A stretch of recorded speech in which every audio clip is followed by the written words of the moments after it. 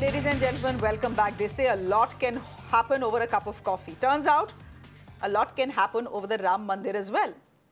The consecration of the grand Ram Mandir is still 6 days away, but the politics over its guest list simply refuses to die down. Just by the way, Rahul Gandhi was not on the guest list. His mother and Mallikarjun Kharge were, but they declined the invite, calling it a BJP event. Today, Rahul Gandhi said pretty much the same at a press conference in Kohima. He's on yatra again, this time from the east to west, covering 100 Lok Sabha constituencies. Ayodhya is not one of them. Justifying the Congress's boycott call, Rahul Gandhi said that the BJP and the RSS have politicized the Pran Pratishtha, and so it is very difficult for the Congress to participate. Rahul also says he does not feel the need to wear religion on his sleeves. Listen in. RSS and the BJP have made the 22nd January function a completely political Narendra Modi function. It's become a RSS BJP function. The biggest authorities of the Hindu religion have made their view public about what they think about the 22nd January function, that it is a political function, right? So it is difficult for us to go to a political function which is designed around the Prime Minister of India and designed around the RSS. देखिए जो मेरी सोच है, जो सचमुच में धर्म को मानता है,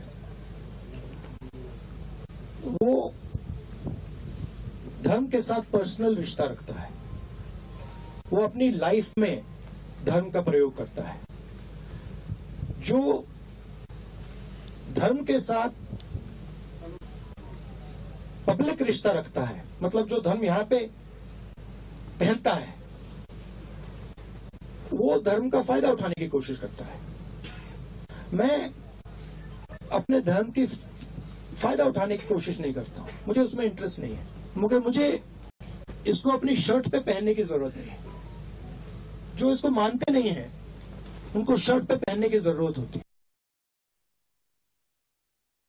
Obviously, Rahul Gandhi's remarks drew sharp criticism from the Bharatiya Janata Party, for whom the construction of the Ram Mandir has been a poll pinch since 2014. They wanted to know why he's doing his yatra and boycotting Ayodhya. Listen in. So Rahul Gandhi lives in this Lala world, in my opinion, where he thinks that everything that he says is predicated by nobody understanding the truth and that he can get away with these atrocious lies. He tried it in 2014, he tried it in 2019, he's trying it again today. The people of India are wise enough. They understand the truth. They understand what Rahul Gandhi's politics is about. They understand the track record of the Karnataka government and all of the Congress shenanigans in Rajasthan. And we will leave it to the people of India to decide what answer they should give to Rahul Gandhi. Now, the Congress's decision to boycott the consecration of the Ram Mandir seems fraught with political and electoral risks. But it's not just them. Other India bloc leaders have declined the invite as well. Is it a wise political move, given that the Ram temple is a matter of faith for 80% of India? And the BJP is a master of spin that has already started painting the boycott as anti-Ram and anti-Hindu.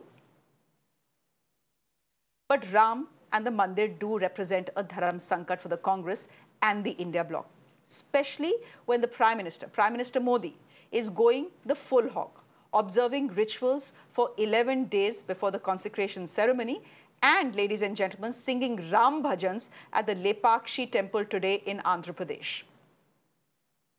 While the Gandhis have decided to give the Mandir inauguration a miss, the party's UP unit, led by its chief Ajay Rai, who's also a former BJP man, showed up in Ayodhya to take a holy dip in the Saryu River. That is, by the way, the Prime Minister today at the Lepakshi Mandir in Andhra Pradesh. And then there is Hanuman Bhakt Arvind Kejriwal as well, who has an invite for the Ram Mandir, but he isn't saying if he's attending or not. Instead, his party has held Sundar Kands across Delhi today. If you see him, there he is with his wife, singing bhajans and chanting slogans. The Bharatiya Janata Party is calling this appeasement politics and said that this is the party's doublespeak. The opposition bloc may have decided to boycott the grand event in the name of Narendra Modi, calling it an ideological battle. But can they definitely not be seen as anti-Hindu or anti-Ram ahead of the big 2024 fight? Hence, the competition in the name of devotion. Let me go across to my guest this evening. This is going to be a very quick chat. Sanjay Jha is an author. Tehseen Poonawalla is a political analyst. Both supporters of the Congress party, but both on the other side of the fence today, opposing sides of the fence today, when it comes to whether the Congress should be attending the Ram Mandir consecration or not. Let me start with Sanjay Jha. Sanjay Jha, there are many people, including Tavleen Singh, who have written, is the Congress suicidal? 80% of this country is Hindu. Every time you step out for an election or yatra, you will go to every temple that falls on your way, and yet you will not show up for the consecration of the Ram Mandir. Why would you do it? It's suicidal. Shreya, good evening. There are 2 points here that need to be emphasized. Number one day after the Congress officially made a statement that its leaders will not attend the Pran Pratishtha, the BJP put out a poster of not just the Congress leaders, but the entire India Alliance leadership, calling them anti-Sanatan.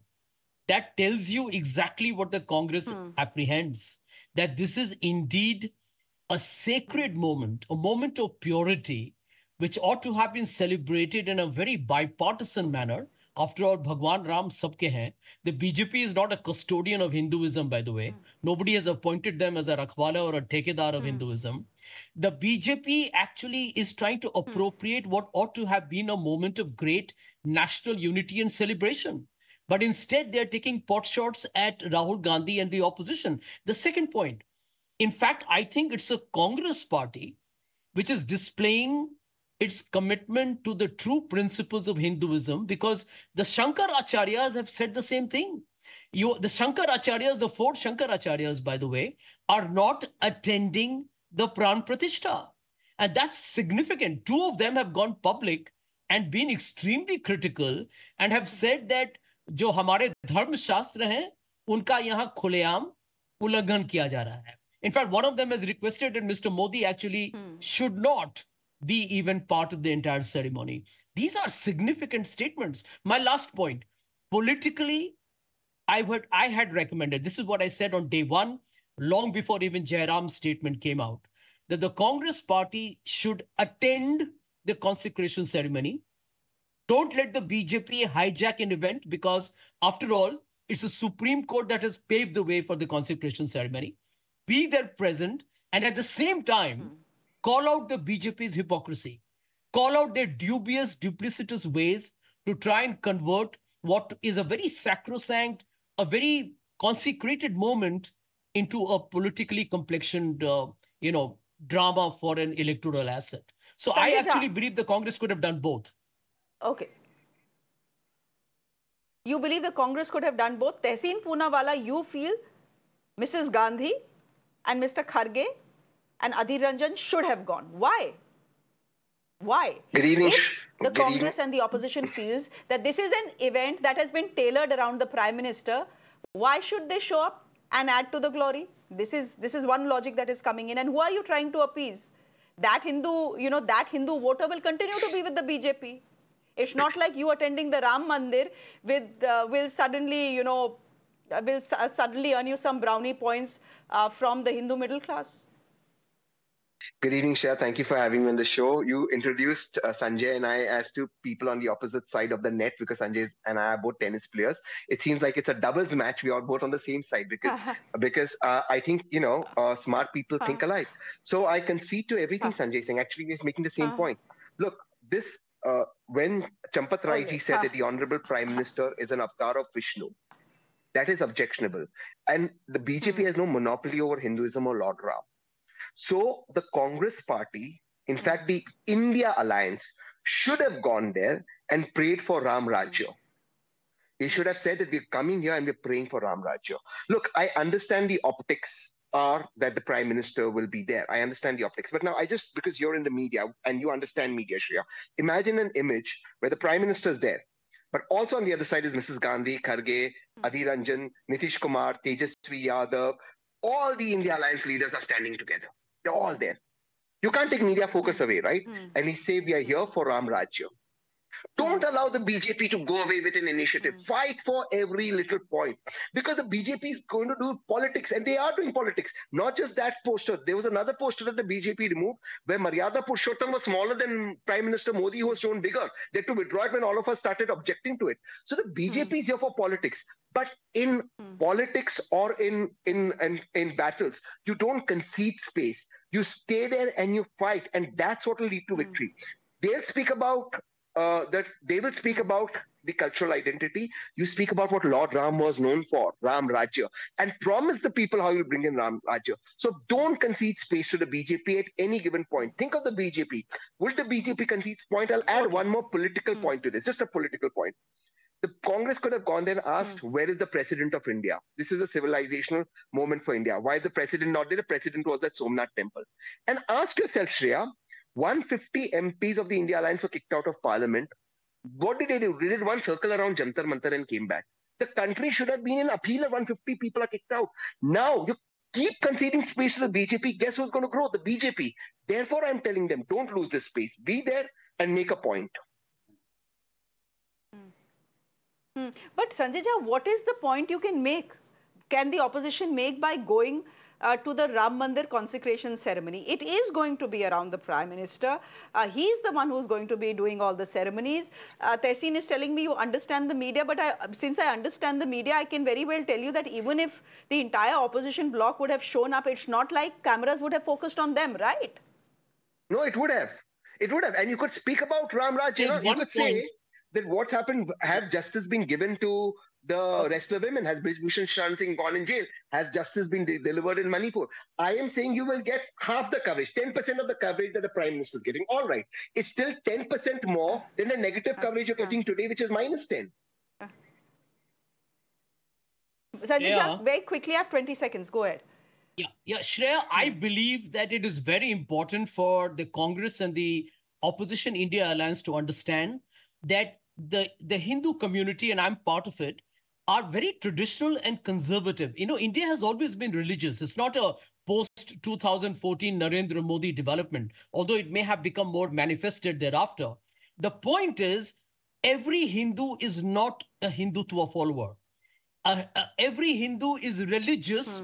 Not everybody is communal at all.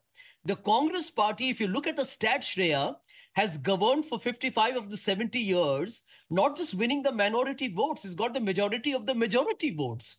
So, you know, the biggest, you know, I think the mistake that the Congress makes is to fall into the BJP belief, the playbook, that everyone who votes for the BJP is hardline Hindutva voter. They are not.